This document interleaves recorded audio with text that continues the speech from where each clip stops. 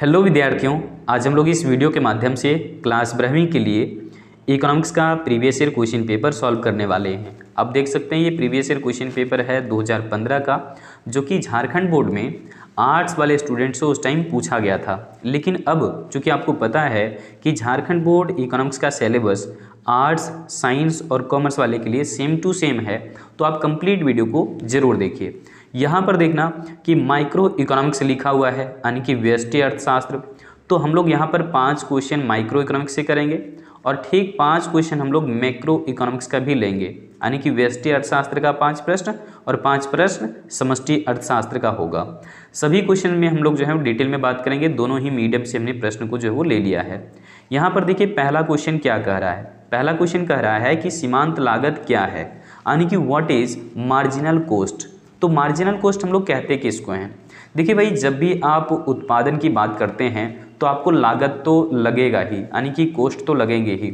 लेकिन ऐसा कुछ समझिए कि जब आप पहले कुछ एक इकाई का उत्पादन कर रहे थे तो आपका जो है ना कुछ खर्चा हुआ। दैट मीन्स कि मानो कि उत्पादन की इकाई यहाँ पर पहली एक इकाई ले लिए। इस वक्त आपका जो टोटल कॉस्ट आया, मान लो एक कलम बनाने की लागत है 20 रुपये, ठीक है। और यहाँ पर जब हम एक कलम और भी एक्स्ट्रा बनाते हैं, यानी कि टोटल हमने 2 कलम का उत्पादन अब शुरू कर दिया है। तो जब हमने उत्पादन यहाँ पर बढ़ाया, एक इकाई से हमने कितना कर दिया, 2 इकाई। तो उत्पादन की मात्रा में वृद्धि होने पर कुल लागत में भी पक्का कुछ ना कुछ तो वृद्धि होगा। तो मान करके चलो कि यहाँ पर हो गया आपका 35 रुपये। तो इस ढंग से आप क्या कह सकते हैं बताइए कि हम ज़्यादा इकाइयों का उत्पादन किए तो हमारा लागत बढ़ा, पक्का है, ऐसा होगा ही। तो लागत में कितने का परिवर्तन दिख रहा है, 15 का। कैसे ये परिवर्तन दिख रहा है आपको 15 का, चूँकि आपने उत्पादन की एक इकाई बढ़ाया है, ठीक है। तो उत्पादन की एक इकाई बढ़ाने पर कुल लागत में जो परिवर्तन देखने को मिलता है उसी को कहते हैं हम लोग सीमांत लागत। उम्मीद है समझ में आ गया होगा। तो यहाँ पर देखिए ज़रा, पहले क्या डिफिनीशन हमने लिया है हिंदी मीडियम से। कह रहे हैं कि किसी वस्तु की एक अतिरिक्त इकाई, है ना, जहाँ पर भी सीमांत टर्म लगा रहेगा ना, वहाँ पर ध्यान रखना ये वर्ड हमेशा यूज होगा, एक अतिरिक्त इकाई। तो किसी वस्तु की एक अतिरिक्त इकाई का उत्पादन करने से कुल लागत में जो परिवर्तन देखने को मिलता है उसे ही हम सीमांत लागत कहते हैं। तो देखिए कुल लागत में 15 रुपये का परिवर्तन देखने को मिला और यही हमारा जो है 15 क्या हो जाएगा, सीमांत लागत हो जाएगा। चलिए आगे बढ़ते हैं।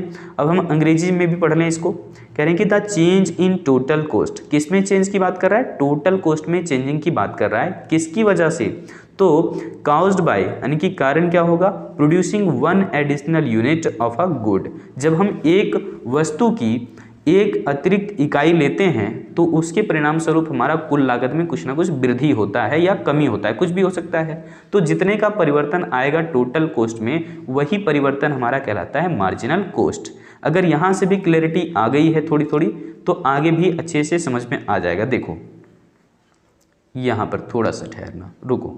ये देखो लिखा हमने क्या, मार्जिनल कॉस्ट, यानी कि यहाँ पर सीमांत लागत। क्या होता है फॉर्मूला, TCN-1। अब ये सर n क्या है, आपने तो Q लिखा था, तो भाई बिल्कुल आप Q भी लिख सकते हैं यहाँ पर और n भी लिख सकते हैं। तो यहाँ पर हम मान लेते हैं कि हमें पता करना है कि सीमांत लागत कितनी है। तो मान के चलो कि 2 इकाई उत्पादन करने का भी टोटल कॉस्ट कुछ ना कुछ आया होगा। माइनस हम क्या करते हैं, जब हम केवल एक इकाई उत्पादन कर रहे थे तब की बात करेंगे, यानी कि जब 2 इकाई नहीं बल्कि एक इकाई आप कम कर दो। मतलब कि पहले जब हम केवल एक इकाई कर रहे थे उत्पादन, तो 2 - 1 का मतलब कितना है, 1 है। तो इसको हम हटाते हैं ज़रा। 2 - 1 का मतलब अगर 1 है तो हम यहाँ पर कर देते हैं सीधा 1। तो ऐसे मान लो कि 2 इकाई बनाने का टोटल कॉस्ट आया था कितना, हमने ऊपर दिखाया था आपको 35 आया था, ठीक है। 35 आया था 2 इकाई उत्पादन करने की लागत, ठीक है। और जब हम केवल एक इकाई उत्पादन करते हैं तब टोटल कॉस्ट कितना था, 20 रुपये था। तो यहाँ पर देख रहे हैं आंसर हमारा जो है 15 निकल रहा है, जो कि मैंने ऊपर आपको दिखाया था, ठीक है। तो फॉर्मूले के माध्यम से भी आप कैलकुलेट कर सकते हैं कि 2 इकाई उत्पादन करने का कुल लागत जो रहता है माइनस 1 इकाई उत्पादन करने का जो कुल लागत रहता है, दोनों के बीच का डिफरेंस ले लेना है, वही आपका है सीमांत लागत या फिर मार्जिनल कॉस्ट। लेकिन देखो एक फॉर्मूला और भी हमने लिखा हुआ है, ये तो बहुत ही सरल फॉर्मूला है ना। यहाँ पर क्या कह रहे हैं, उत्पादन की मात्रा में परिवर्तन। डेल्टा का मतलब होता है परिवर्तन, क्यू का मतलब क्वांटिटी ऑफ आउटपुट, यानी कि उत्पादन की मात्रा में परिवर्तन होने से कुल लागत में कुछ परिवर्तन आता है, उसका अनुपात कहलाता है सीमांत लागत। यानी कि आप समझिए इसको ठीक से, हमने क्या कहा, हमने पहले जो है उत्पादन की मात्रा कितना कहा, 1 इकाई ले रहे हैं, तो टोटल कॉस्ट कितना आया था उस टाइम, 20 रुपया। लेकिन अगर हम उत्पादन की मात्रा को बढ़ाए, टोटल कॉस्ट हमारा बढ़ गया और हो गया कितना, 35 रुपया। तो यहाँ पर टोटल कॉस्ट में कितने का चेंजिंग दिखा आपको, 15 का। तो यहाँ पर डेल्टा टीसी का मतलब है कुल लागत में परिवर्तन, तो ये तो 15 निकल गया, डिवाइडेड बाय क्या, आउटपुट में कितने का चेंजिंग आ रहा है। यहाँ पर देखिए पहले 1 था, अब 2000 है, कितने का परिवर्तन हुआ, 1 का, तो 15:1। यहाँ पर भी आंसर कितना निकलेगा, 15। तो दोनों में से आप कोई भी फॉर्मूला लिख सकते हैं, हम तो कहेंगे एग्जामिनेशन में दोनों ही फॉर्मूला नोट कर देना, और साथ में ये भी लिख देना कि डेल्टा टीसी का मतलब क्या है, चेंज इन टोटल कॉस्ट, यानी कि कुल लागत में परिवर्तन। हिंदी से बोल दिया, आप नोट कर सकते हैं, कुल लागत में परिवर्तन है ये, डेल्टा का मतलब होता है परिवर्तन। ठीक है, आगे देखो, चेंज इन क्यू, यानी कि डेल्टा क्यू का मतलब क्या है, change in quantity of output, यानी कि उत्पादन की मात्रा में परिवर्तन। चलिए अब तो क्लियर हो गया होगा। अब देखो इस क्वेश्चन पर हम लोग पहले ही बात कर चुके थे, तो डिटेल में यहाँ पर हम इस पर बात नहीं करेंगे, एक बार पढ़ लेते हैं केवल। परिवर्तनशील साधन क्या है, यानी कि व्हाट इज वेरिएबल फैक्टर, ये हम लोग पिछली वीडियो में भी कर चुके हैं। ठीक है, तो यहाँ पर ध्यान देना, कह रहे हैं कि उत्पादन का वह साधन, यानी कि उत्पादन के लिए तो बहुत सारे साधन चाहिए होता है हमें, लेकिन पूछ रहा है केवल किसका, परिवर्तनशील साधन क्या है, वेरिएबल फैक्टर क्या है ना, नाम में ही लगाओ वेरिएबल।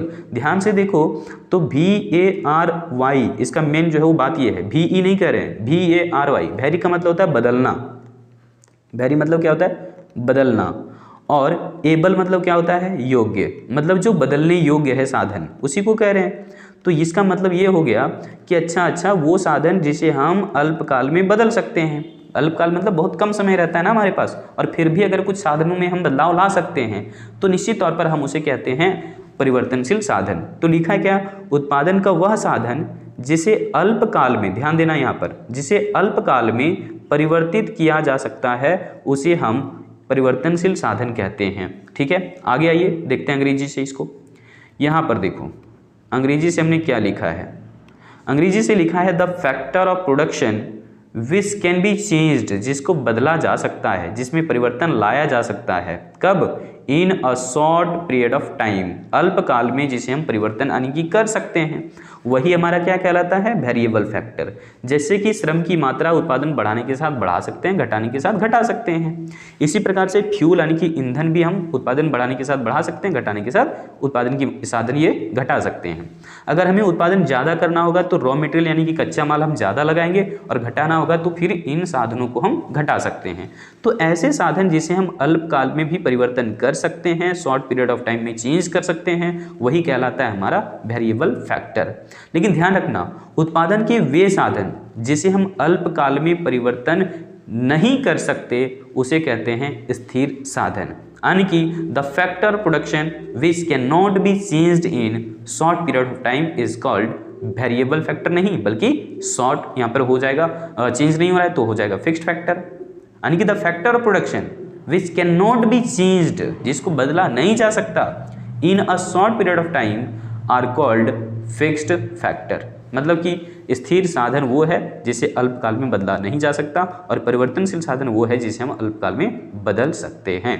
अब अगला क्वेश्चन क्या कह रहा है, अगला क्वेश्चन कह रहा है कि एकाधिकार बाजार में फर्मों की संख्या कितनी होती है। फर्म का मतलब होता है बेचने वाला व्यक्ति, एक तरीके से समझ लो, विक्रेता यानी कि सेलर।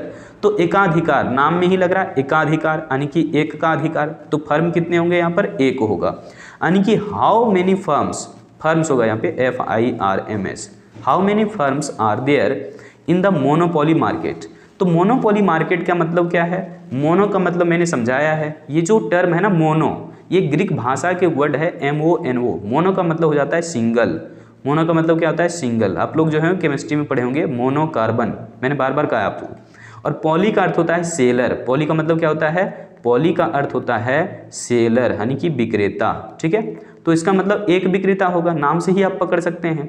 तो यहाँ पर यानी कि एकाधिकार बाजार में फर्मों की संख्या केवल एक होती है, एक से अधिक नहीं होता, इस बात को ध्यान रखना। ठीक है, मोनोपोली मार्केट के अंदर में केवल एक ही फर्म होता है, और यहाँ पर ना आप सीधे तौर पर ये कह लो कि सिंगल सेलर है, और एक ऐसे प्रोडक्ट को ये बेच रहा है जिसे हम कहते हैं यूनिक प्रोडक्ट, एक अनोखे उत्पाद को बेचता है ये।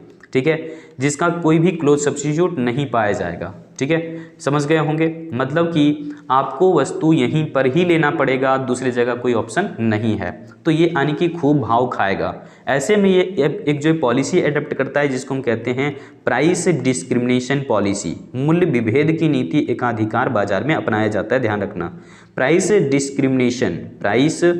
डिस्क्रिमिनेशन लिख पाएंगे क्या? प्राइस डिस्क्रिमिनेशन यानी कि इसको कहते हैं मूल्य विभेद की नीति कहाँ अपनाई जाती है?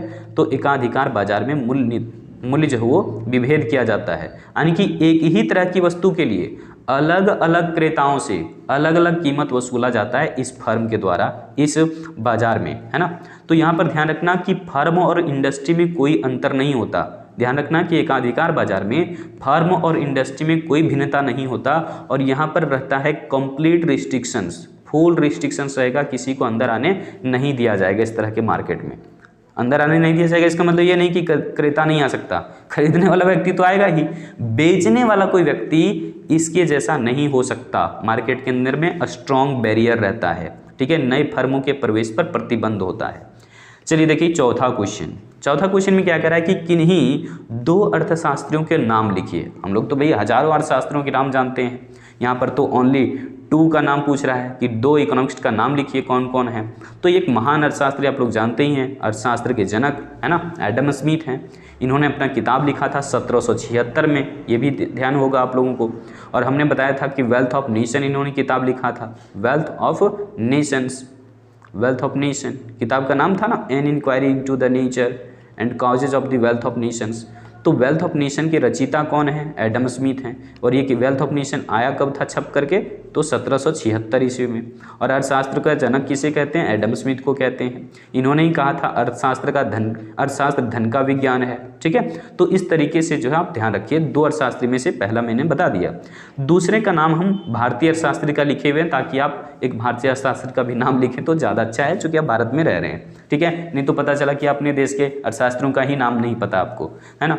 तो इस तरीके से डॉक्टर मनमोहन सिंह का भी नाम लिख सकते हैं आप, ठीक है। अमर्त्य सेन यहाँ पर नाम लिखा हुआ है। और अमर्त्य सेन को ना 1998 में अमर्त्य सेन जी को नोबेल पुरस्कार से सम्मानित किया गया है, ध्यान रखना।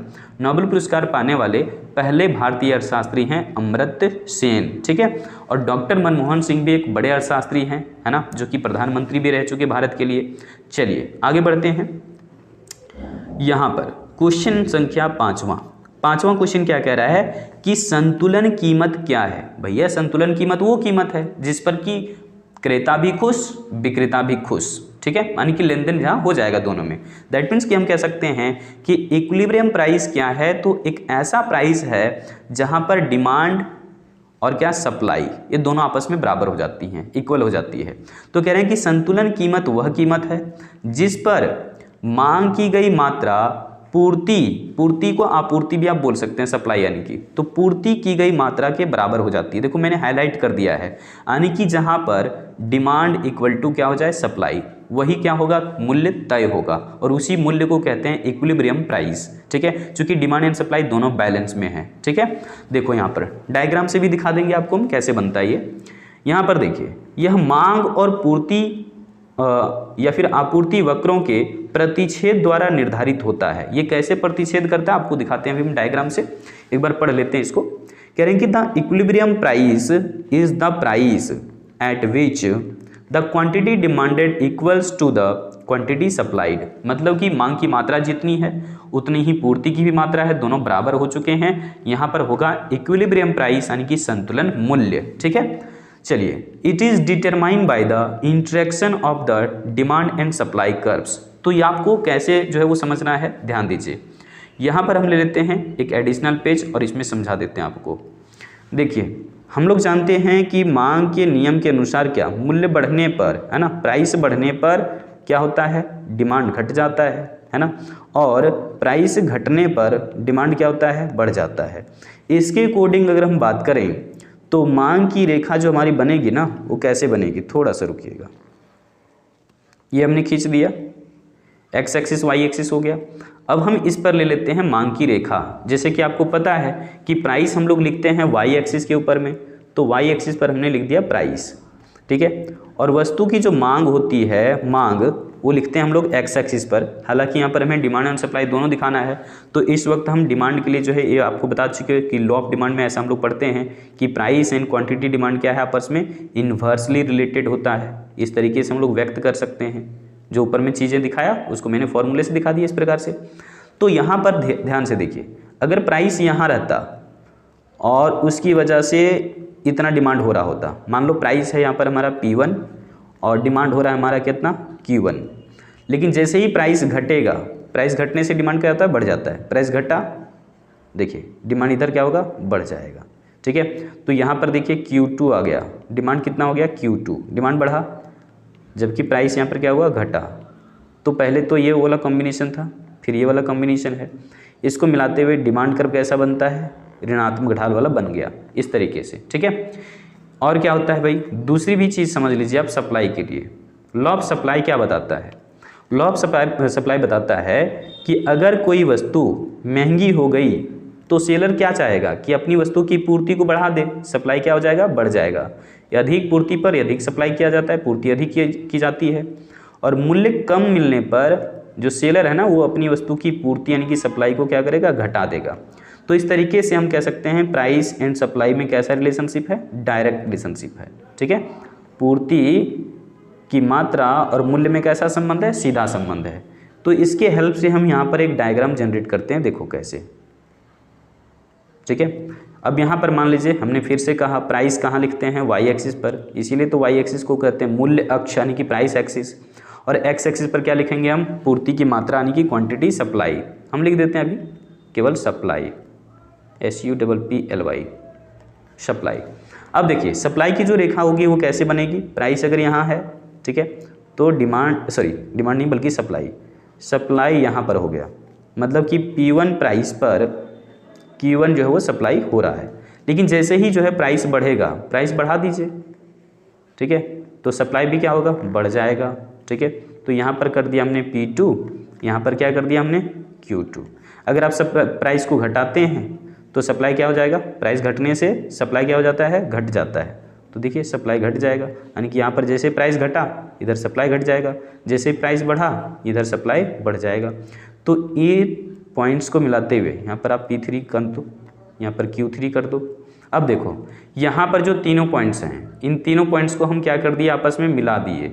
तो ये हमारा जो ऊपर जाते हुए बना ये क्या है, SS यानी कि पूर्ति की रेखा है। ठीक है, तो इस ढंग से आपने देखा जो यहाँ पर मांग की रेखा था वो ऊपर से नीचे आ रहा था इस प्रकार से, है ना, left to right downward sloping था, है ना। और यहाँ पर देखिए जो सप्लाई कर्व है वो कैसा बना है, अपवर्ड स्लोपिंग।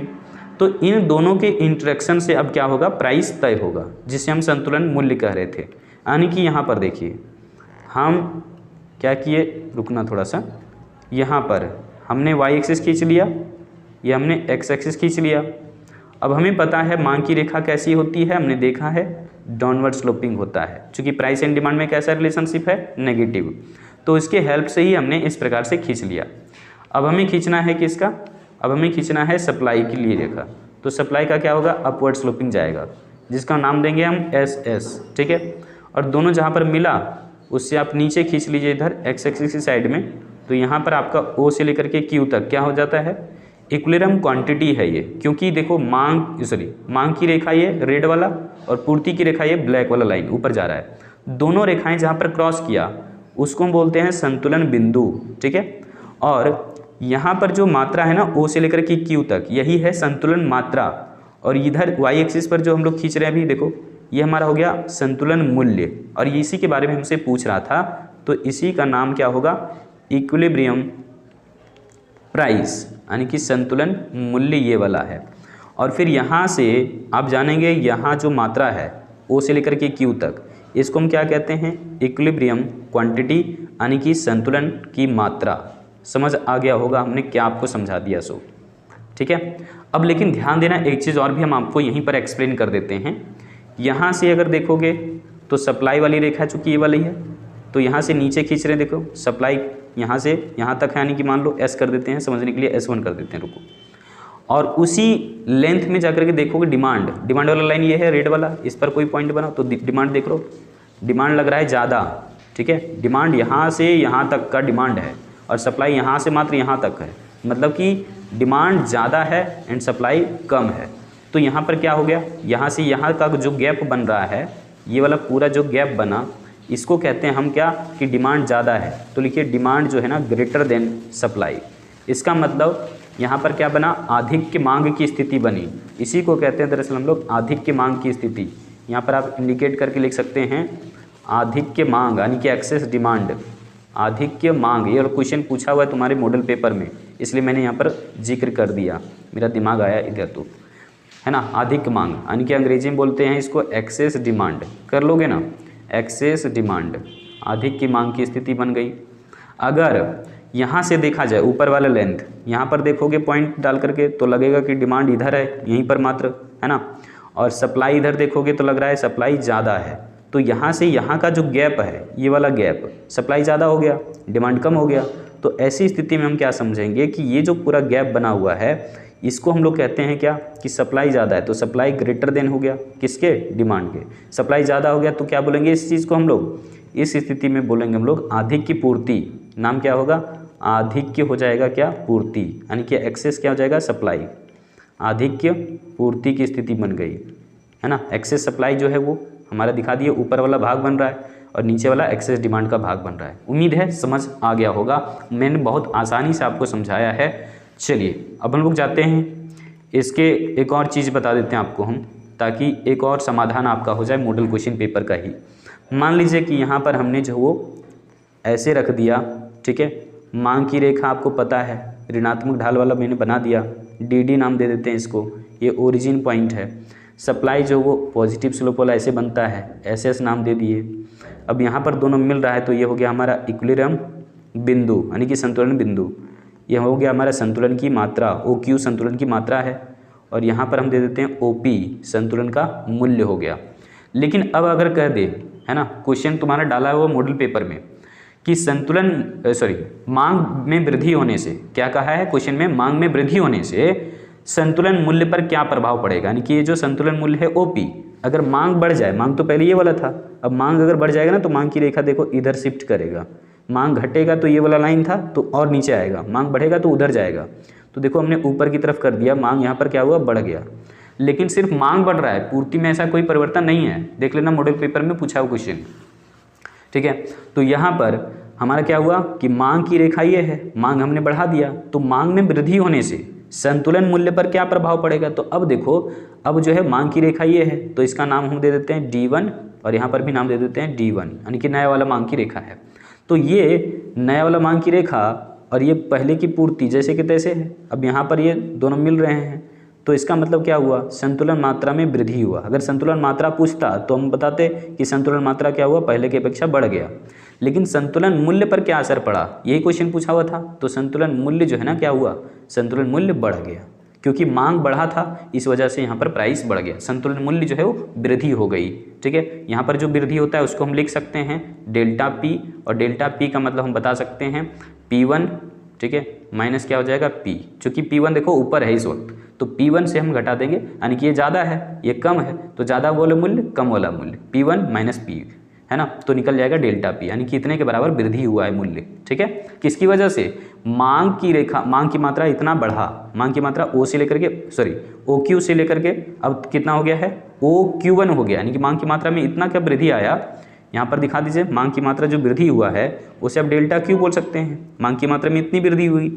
और यहाँ पर आप लिख सकते हैं क्या, Q1 माइनस क्या Q, तो मांग की मात्रा में जो वृद्धि हुआ है उसको मैंने दिखाया, तो मांग की मात्रा इतने बढ़ने से पूर्ति की मात्रा मूल्य इतना बढ़ गया है। समझ आ गया होगा, मैंने डिटेल में बहुत अच्छे से समझा दिया है। अब देखो यहाँ पर अब हम लोग मैक्रो वाले क्वेश्चंस को सॉल्व करेंगे। आप लोग ने वीडियो को जरूर शेयर करना, और भी वीडियो हम अपडेट दे देंगे। ठीक है, यहाँ पर देखो मैक्रो इकोनॉमिक्स क्या है। मैक्रो इकोनॉमिक्स का ये क्वेश्चन हमने लिया है 2015 का ही, ये आर्ट्स वालों को पूछा हुआ था। इस क्वेश्चन पर हम लोग पहले ही बात कर चुके हैं, पिछली वीडियो में ही, थोड़ा सा पढ़ेंगे जरूर। पूछ रहा है कि प्रत्यक्ष कर क्या है। अच्छा, प्रत्यक्ष कर पूछ रहा है ना, हम लोग कर किए हुए थे केवल।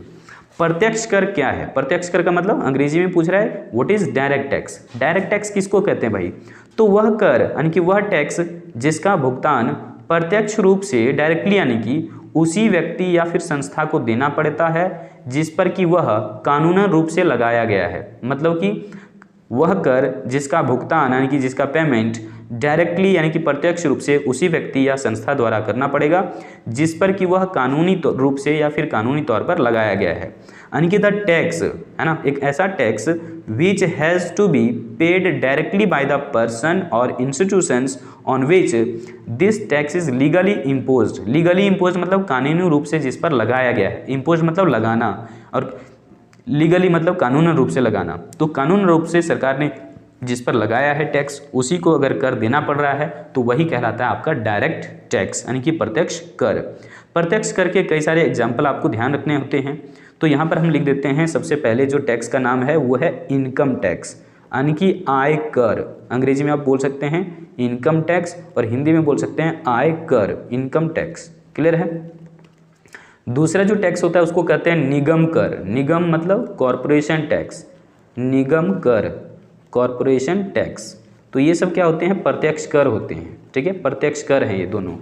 इसी प्रकार से होता है wealth tax, gift tax. Gift tax का कई बार एग्जांपल मिल सकता है आपको। गिफ्ट टैक्स जो होता है वो भी प्रत्यक्ष कर ही है। इसी तरीके से आपका प्रॉपर्टी टैक्स या वेल्थ टैक्स जो बिल है ये सब डायरेक्ट टैक्स ही होता है। आगे आइए, यहाँ पर देखो क्वेश्चन संख्या आ चुके हैं दूसरे, जो कि मैक्रो इकोनॉमिक्स का क्वेश्चन है। राष्ट्रीय आय को परिभाषित कीजिए। इस क्वेश्चन को हम लोग पहले भी कर चुके हैं। एक बार देखें तो नेशनल इनकम क्या है। तो राष्ट्रीय हम लोग किसको कहते हैं भाई, देश की संपूर्ण आय को राष्ट्रीय आय कहते हैं। लेकिन एक सिस्टमेटिक डेफिनेशन इसका दें हम तो कैसे बनेगा कि किसी भी देश में लेकिन एक वर्ष में जितनी भी उत्पादित सभी अंतिम वस्तुएं और सेवाएं हैं उसके बाजार मूल्य को ही हम सकल घरेलू उत्पाद यानी कि राष्ट्रीय आय कहते हैं या फिर जीडीपी कहते हैं। आप जीडीपी भी बोल सकते हैं, इसको राष्ट्रीय भी बोल सकते हो। हालांकि राष्ट्रीय आय को बताने के लिए कई तरीके हैं, जीडीपी के जरिए भी बता सकते हैं, जीएनपी के जरिए भी बता सकते हैं। तो यहाँ पर आपको समझ में आ गया होगा कि देश का एक वर्ष में जितने भी अंतिम वस्तुएं यानी कि और अंतिम सेवाएं तैयार की गई है उनके बाजार मूल्य को ही हम कहते हैं राष्ट्रीय आय। यही है हमारा सकल घरेलू उत्पाद यानी कि जिसको हम कहते हैं जीडीपी यानी कि शॉर्ट में। यानी कि कह रहा है कि the market value obtain from all the final goods and services produced in a country in any country is called, क्या हमारा यहाँ पर नेशनल इनकम। मतलब एक देश के भीतर में जितने भी फाइनल गुड्स एंड सर्विसेज तैयार किए गए हैं उसके मार्केट प्राइस को ही हम लोग कहते हैं जीडीपी। और इस जीडीपी के रूप में ही हम देश की जो है राष्ट्रीय आय को व्यक्त कर सकते हैं। हम चाहें तो जीएनपी के फॉर्मेट में बता सकते हैं, एनएनपी के फॉर्मेट में बता सकते हैं। तो जो अच्छा लगे आपको वो काम करिए। अगर यहाँ पर देखें जीडीपी का फॉर्मूला तो क्या हो जाता है, प्राइस यानी कि कौन सा प्राइस, मार्केट प्राइस, चूंकि कह रहा था ना बाजार मूल्य, तो यही वाला है बाजार मूल्य। तो वस्तुओं के बाजार मूल्य और सेवाओं के बाजार मूल्य, सभी वस्तुओं और सभी जो है ना सेवाओं के बाजार मूल्य को जोड़ लें हम लोग, है ना, सभी अंतिम वस्तुओं और सभी अंतिम जो है वो सेवाओं के बाजार मूल्य को जोड़ लेंगे तो जीडीपी निकल जाता है। ध्यान रखिएगा इस चीज़ को। अब देखो यहाँ पर अगला क्वेश्चन क्या कह रहा है, बहुत ही आसान है। और ये क्वेश्चन क्या पूछ रहा है, ये ऑब्जेक्टिव में देखने को मिल सकता है ऐसा क्वेश्चन भाई। एमपीसी प्लस एमपीएस का मान होता है, खाली स्थान है, बताइए कितना होता है। तो यहाँ पर एमपीसी का मतलब है मार्जिनल प्रोपेंसिटी टू कंज्यूम, यानी कि उपभोग की सीमांत प्रवृत्ति या फिर सीमांत उपभोग प्रवृत्ति। यहाँ पर गलत लिखा गया है, एमपीसी लिखा जाना चाहिए। तो यहाँ पर देखो उपभोग की सीमांत प्रवृत्ति बोलते हैं इसको, या फिर सीमांत उपभोग प्रवृत्ति बोलिए, मार्जिनल प्रोपेंसिटी टू कंज्यूम, तथा क्या बोला है सीमांत बचत प्रवृत्ति यानी कि मार्जिनल प्रोपेंसिटी टू सेव। इन दोनों को जोड़ेंगे तो कितना होगा, इसका वैल्यू नॉमरिकल 1 होता है। एमपीसी प्लस एमपीएस बराबर होता है 1। ये चीज़ को ध्यान रखना, इस क्वेश्चन को पूछ सकता है ऑब्जेक्टिव में, ऑब्जेक्टिव के लिए ज़्यादा इंपॉर्टेंट है, ठीक है स्पेशली। चलो अब यहाँ पर जानते हैं कि ये एमपीसी और एमपीएस का योग 1 कैसे होता है, इसको हम प्रूव कर देते हैं, ठीक है। ध्यान से देखना, क्योंकि ये प्रूव करने के लिए आ सकता है आपका क्वेश्चन कि MPC plus MPS equal to what, 2 number में दे दिया, प्रूव इट, है ना, सत्यापन कीजिए। तो यहाँ पर ध्यान रखना कि जो हमारा टोटल इनकम होता है ना वो 2 भाग में जाता है। या तो हम खा पी करके ख़त्म कर देते हैं जिसको बोलते हैं कंजम्पशन, या फिर उस पैसे को हम बचत कर लेते हैं यानी कि बोलते हैं उसको सेविंग। तो अगर हमारी आमदनी बदलती है, हमारा इनकम परिवर्तन होता है, तो आमदनी परिवर्तन हुआ, डेल्टा मतलब परिवर्तन, वाई मतलब इनकम। तो इनकम में चेंजिंग होने से क्या हमारा कंजम्पशन चेंज होगा, बिल्कुल सर। क्या हमारी सेविंग चेंजिंग आएगी, सेविंग भी बदल जाएगा, बिल्कुल सही। तो हम यहाँ पर कंजम्पशन और सेविंग में दोनों में बदलाव ले आए। अब हम क्या करते हैं, दोनों साइड क्या करते हैं, डेल्टा वाई से भाग कर देते हैं। आप लिख लेना कि दोनों ओर डेल्टा वाई से भाग करने पर, ठीक है, ऐसे लिख लेना। तो उसके बाद क्या करना है, यहाँ पर डेल्टा वाई को हमने क्या किया, डेल्टा वाई से ही भाग कर दिया, ठीक है, इक्वल टू क्या हमारा यहाँ पर देखो डेल्टा हमारा सी है प्लस में क्या है डेल्टा एस, इन दोनों को भी क्या करना है, डेल्टा वाई से भाग कर देना है। अब यहाँ पर हम दोनों के लिए सेपरेशन मेथड यूज कर सकते हैं, ये दोनों कटेगा तो एक आ जाएगा पहली चीज़। अब यहाँ पर देखो डेल्टा हम क्या करेंगे सी बाई क्या हो जाएगा डेल्टा हमारा वाई, ठीक है, और इसके लिए हम क्या करेंगे डेल्टा एस बाई क्या हो जाएगा डेल्टा वाई। तो यहाँ पर ध्यान दीजिएगा जो डेल्टा हमारा जो है ना सी बाई वाई है, इसी को कहते हैं एमपीसी, इसी का नाम है एमपीसी, यानी कि एमपीसी का फॉर्मूला होता है delta C by delta Y. ये क्या बता रहा है कि आय में परिवर्तन होने से उपभोग में यानी कि कंजम्पशन में कितने का चेंजिंग आएगा, इनकम बदलने से हमारा उपभोग खर्च जो है कितना परिवर्तन हो जाता है, इसी को कहते हैं एमपीसी। अभी इसको दिखाएंगे हम कैसे, सो ध्यान रखना। यहाँ पर देखो आय परिवर्तन होने से बचत में कितना परिवर्तन हुआ, इसको बोलते हैं हम लोग एमपीएस। तो हो गया ना MPC plus MPS equal to 1। तो यहाँ से चेंज करके भी पूछ सकता है, कैसे, ध्यान रखिएगा, कई बार ये मिल जाएगा कैसे कि अगर एमपीसी हमें मान लो कि दिया हुआ है 0.6, ठीक है, तो उस दौरान बताइए कि हमारा एमपीएस क्या होगा, मतलब पूछ लिया कि एमपीसी जो है वो हमारा दिया हुआ 0.6, तो कह रहा है एमपीएस क्या होगा। तो हम लोग जानते हैं, लिख लेंगे, हम जानते हैं कि एमपीसी प्लस में क्या एमपीएस इक्वल टू कितना होता है, 1 होता है, और हमें निकालना क्या है एमपीएस। तो हम क्या लिखेंगे यहाँ पर, ध्यान दीजिएगा, हम लिखेंगे उस वक्त एमपीएस इक्वल टू क्या हो जाएगा 1 माइनस लिखेंगे एमपीसी, यही होगा फॉर्मूला हमारा। तो देखो 1 हमारा यहाँ पर है और यहाँ पर माइनस में हमारा क्या करना है एमपीसी, एमपीसी हमारा तो दिया है 0.6, मतलब 1 में से हम 0.6 को माइनस कर देंगे तो कितना आ जाएगा 0.4। तो इस ढंग से आपको कैलकुलेट करना होगा। हो सकता है कभी एमपीएस का वैल्यू देगा तो एमपीसी कैलकुलेट कर लेना, इस तरीके से जो हो काम आपको करना है। अच्छा, हम इस बात की जानकारी के लिए केवल आपको एक क्वेश्चन दे देते हैं ताकि हम पता कर सकें कि आपने यहाँ तक वीडियो देखा है या नहीं। तो सबसे पहले एक काम करना, जो हम क्वेश्चन दे रहे हैं उसको बनाना, ठीक है। क्वेश्चन क्या है, ध्यान से देखिए, कह रहे हैं क्या कि हमारा जो एमपीएस है, एमपीएस का मान लो कि 0 है यहाँ पर 25, ठीक है, एमपीएस है कितना हमारा 0.25।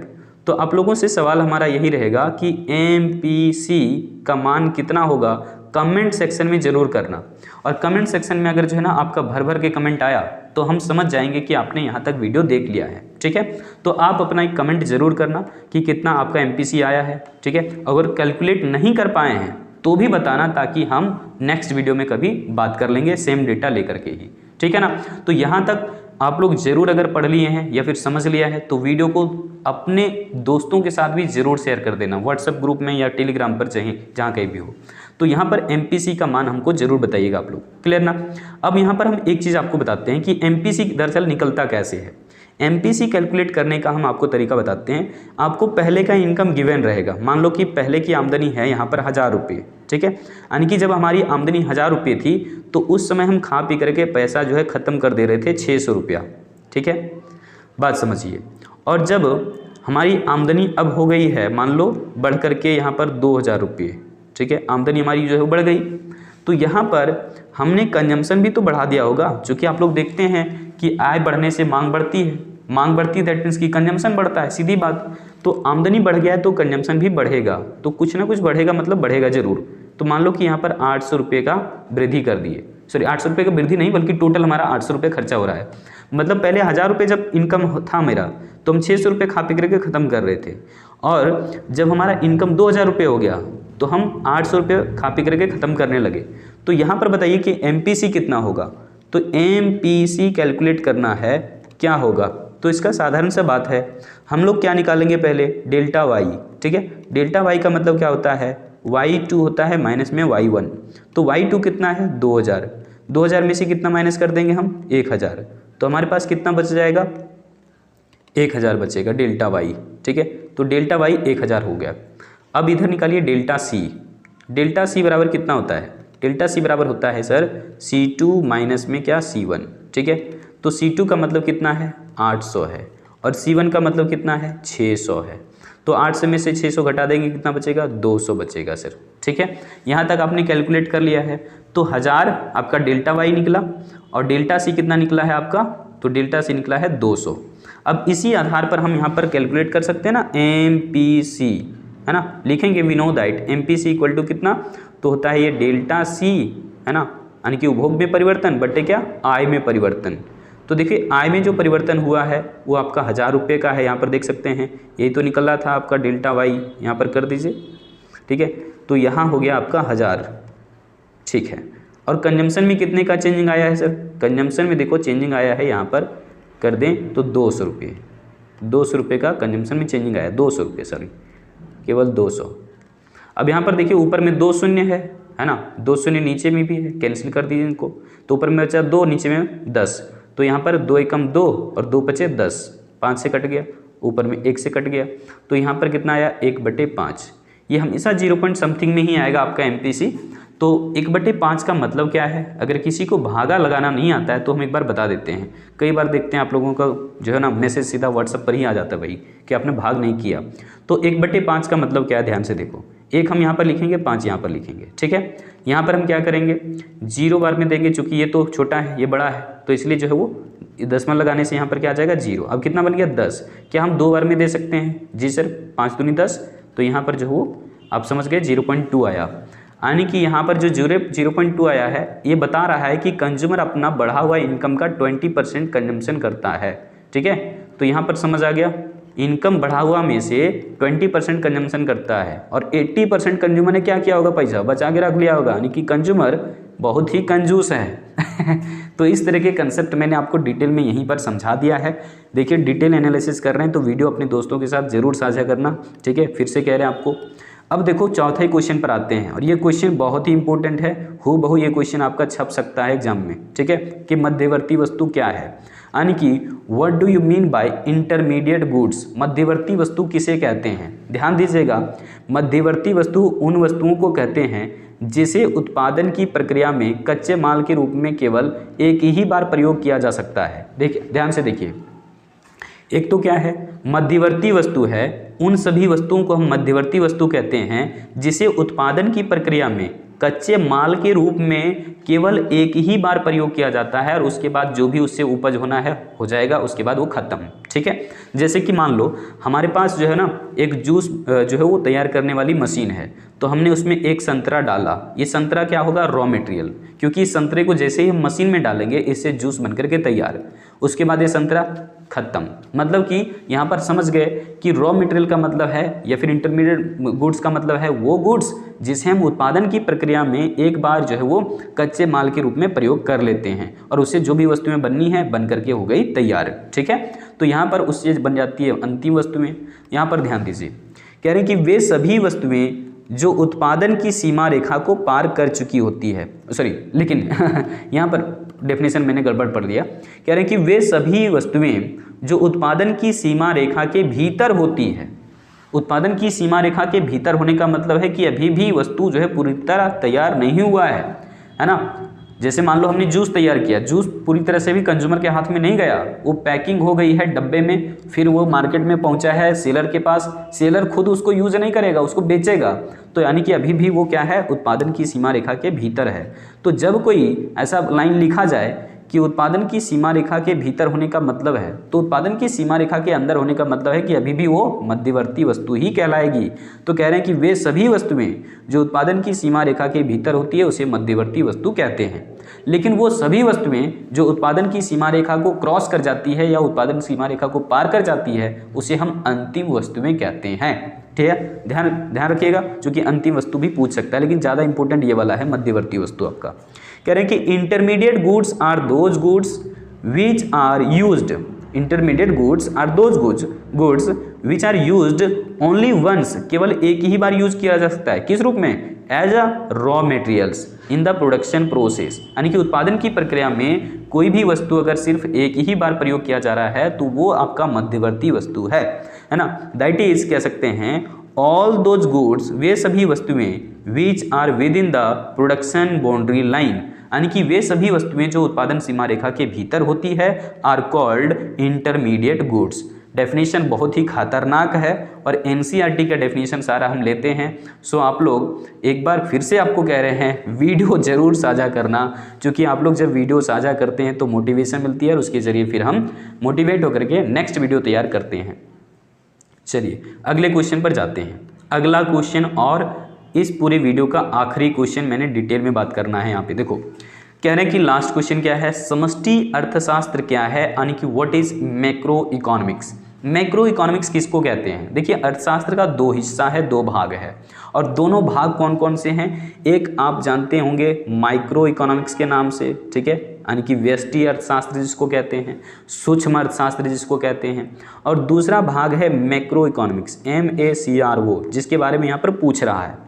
तो ये जो माइक्रो एंड मैक्रो दोनों टर्म है ना, इन दोनों टर्म को सबसे पहले यूज किया था रैगनर फ्रिश ने। ध्यान रखना, ये पूछता है क्वेश्चन कि माइक्रो और मैक्रो दोनों टर्म को सबसे पहले किसने प्रयोग में लाया, तो वो थे रैगनर फ्रिश। फ्रिश लिखा था FRISCH, रैगनर फ्रिश ने किया था। और कब किया था भैया, तो ध्यान रखना 1933 ईस्वी में माइक्रो और मैक्रो दोनों टर्म को अलग अलग कर दिया गया। ठीक है, अब इसी तरीके से हम डेफिनेशन लिखेंगे, क्योंकि अर्थशास्त्र का दो भाग हो गया, माइक्रो इकोनॉमिक्स और दूसरा मैक्रो इकोनॉमिक्स। तो यहाँ पर देखिए हमने क्या लिखा है कि अर्थशास्त्र का वह भाग जिसमें अर्थव्यवस्था की सामूहिक आर्थिक चरों जैसे कि सामूहिक मांग, सामूहिक पूर्ति, राष्ट्रीय आय, रोजगार इत्यादि का अध्ययन किया जाता है, उसे समष्टि अर्थशास्त्र कहते हैं। मतलब कि अर्थव्यवस्था के व्यापक आर्थिक चरों या फिर सामूहिक आर्थिक चरों का अध्ययन किया जाता है। तो यहाँ पर हम समझ रहे हैं कि समष्टि अर्थशास्त्र की बात हो रही है। मतलब कि समष्टि अर्थशास्त्र अर्थशास्त्र का ही भाग है जिसमें कि हम लोग पूरे देश के बारे में, पूरे राज्य के बारे में, पूरी अर्थव्यवस्था के बारे में अध्ययन करते हैं। ठीक है, व्यक्तिगत रूप से बात नहीं करते यहाँ पर। व्यक्तिगत रूप से जो बात होती है वो होता है माइक्रो इकोनॉमिक्स के अंदर में, और एग्रीगेट रूप में जो बात होती है वो होता है यहाँ पर मैक्रो इकोनॉमिक्स में। ऐसे ध्यान रख लो कि I फॉर इंडिविजुअल की बात करेगा और A फॉर एग्रीगेट यानी कि सामूहिक रूप से बात करेगा। तो ये दोनों चीज़ें मैंने बता दिया आपको। अब देखो अंग्रेजी में भी इसे पढ़ लेते हैं हम एक बार।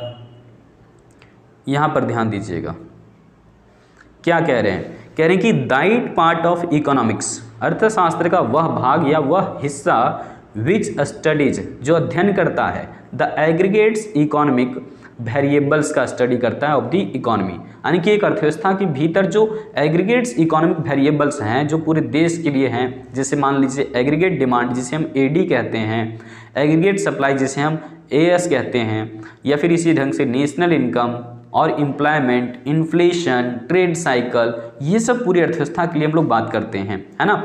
तो हम समझ रहे हैं कि ये समष्टि अर्थशास्त्र का ही काम है ना। किस चीज़ का अध्ययन करना? सामूहिक आर्थिक चरों का अध्ययन करना, यानी कि मैक्रो इकोनॉमिक वेरिएबल का स्टडी करना या फिर एग्रीगेट इकोनॉमिक वेरिएबल का स्टडी करना, जिसके अंदर हम लोग रोजगार की बात करते हैं, राष्ट्रीय आय की बात करते हैं, सामूहिक मांग की बात करते हैं, सामूहिक पूर्ति की बात करते हैं, मुद्रास्फीति की बात करते हैं, मनी सप्लाई की बात करते हैं, बहुत सारी चीज़ें भरी पड़ी है।